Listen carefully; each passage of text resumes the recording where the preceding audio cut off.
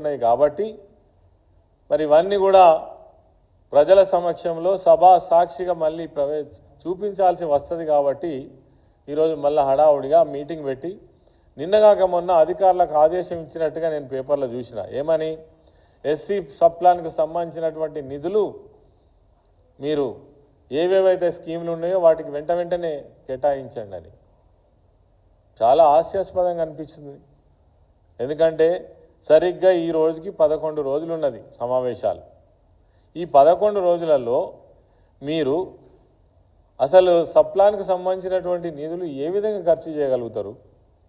ఇప్పటి వరకు ముఖ్యమంత్రి ఒక్క సమీక్ష సంవత్సర కాలంలో ఎస్సీలకు సంబంధించినటువంటి సబ్ ప్లాన్ పైన కానీ మీరు కేటాయించినటువంటి డబ్బుల పైన కానీ అసలు ఏం స్కీమ్స్ జరుగుతున్నాయి అనేటువంటిది ప్రజాప్రతినిధులతో కానీ అధికారులతో కానీ లేదా ప్రజా సంఘాలతో కానీ ఒక్క సమీక్షన చేసిండ్రా?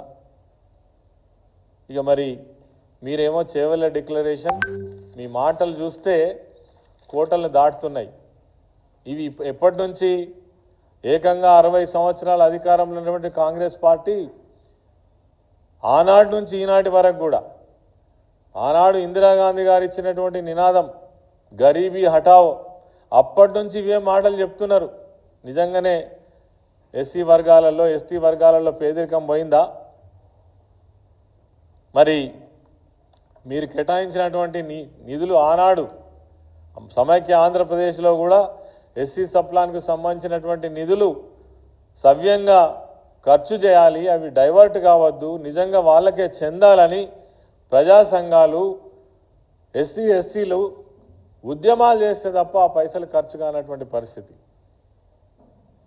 ఈరోజు కూడా రేవంత్ రెడ్డి అదే విధానంలో మళ్ళీ నడుస్తున్నట్టుగా మనకు ఖచ్చితంగా కనబడుతున్నది.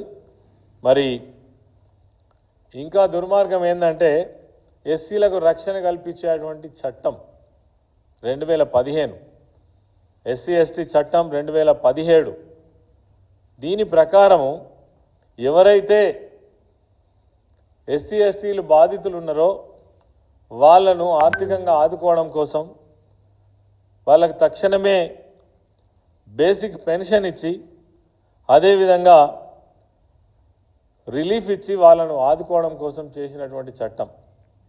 ఈ చట్టానికి సంబంధించి ఈ 33 జిల్లాలలో 5,000 మంది బాధితులు 5,000 మంది బాధితులకు రావాల్సినటువంటి 45 కోట్ల రూపాయలు కూడా ఇప్పటి వరకు రిలీజ్ చేయలేదంటే సిగ్గుపడాల్సినటువంటి పరిస్థితి కనబడుతూ ఉంది. ఎస్సీల పట్ల ఎస్టీల పట్ల 45 కోట్ల రూపాయలు. అదేవిధంగా కేంద్ర ప్రభుత్వం ఇచ్చేటువంటి మానిటర్ రిలీఫ్ ఫండ్ కూడా ఇక్కడ ప్రభుత్వ అవసరాల కోసం వాడుతున్నారు అని అంటే ఇంతకంటే అవమానం, ఇంతకంటే సిగ్గుచేటు ఏమైనా ఉంటుందా? 5,000 కుటుంబాలు మీరు ఇచ్చేటువంటి ఆ రిలీఫ్ ఫండ్ కోసం ఎదురు చూస్తూ ఉన్నారు. ఆర్థిక మంత్రిగా ఉన్నటువంటి బట్టి విక్రమార్క గారిని నేను కోరుతున్నా, మీరు ఎస్సీ సామాజిక వర్గానికి సంబంధించినటువంటి నాయకులు అనేక సంవత్సరాల నుంచి ప్రజా జీవితంలో ఉన్నారు. మీరు కూడా ఎస్సీ సబ్ ప్లాన్ గురించి మాట్లాడిన అనేక సార్లు సభలలో, మరి ఎందుకు ఇంప్లిమెంట్ చేయరు? మీరు అధికారంలో ఉంటే ఒక మాట, మీరు అధికారంలో లేకపోతే ఒక మాటనా? ఇలా మీ చేతి నిండా అధికారం ఉన్నది కదా, ఎందుకు చేయరు?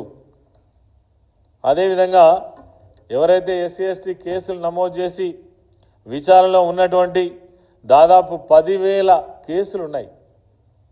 మీరు రిలీఫ్ ఇస్తే తప్ప వాళ్ళు ముందుకు పోలేరు, వాళ్ళకు న్యాయం జరగదు. అయినప్పటికీ ప్రభుత్వం ఇప్పటి వరకు కనీసం కన్నెత్తి కూడా చూడనటువంటి పరిస్థితి ఈ రాష్ట్రంలో ఎస్సీల పట్ల ఎస్టీల పట్ల ఈ ప్రభుత్వం వ్యవహరిస్తుందని మాత్రం ఖచ్చితంగా చెప్పవచ్చు.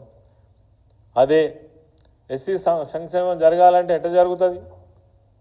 దానికి ఒక మంత్రి ఉండద్దా? సంబంధిత అధికారులు ఉండద్దా? నిన్నగాక మొన్న ఎస్సీ కార్పొరేషన్కు ఒక ఎండీని ఐఎస్ఎఫ్ అధికారిని ఇచ్చిండ్రు. అంతకుముందు 6 నెలలు వేకెంట్ ఉన్నది. ఆ శాఖలో గతంలో చేసినటువంటి స్కీమ్స్ ఏవైతే ఉన్నాయో, ఇచ్చినటువంటి స్కీమ్స్ ఏవైతే ఉన్నాయో ఇప్పటి వరకు ఒక్క పైసా కూడా రిలీజ్ చేయలేదు, మొత్తం పెండింగ్లో ఉన్నాయి. మాకు ఆ డబ్బులు రిలీజ్ చేయమని అడిగితే పర్సెంటేజ్ ఇస్తే తప్ప మరి బిల్లులు రిలీజ్ కానటువంటి పరిస్థితి. ఇది ఈ ప్రభుత్వం ముఖ్యమంత్రి రేవంత్ రెడ్డి గారు ఎస్సీ ఎస్టీల పట్ల చూపిస్తున్నటువంటి దయా కరుణని మనం అనుకోవాలనా? ఇదేనా మీ చేవెళ్ళ ఎస్సీ ఎస్టీ డిక్లరేషన్? ఎన్ని మాటలు చెప్పారు ఈ డిక్లరేషన్లో మీరు? అదేవిధంగా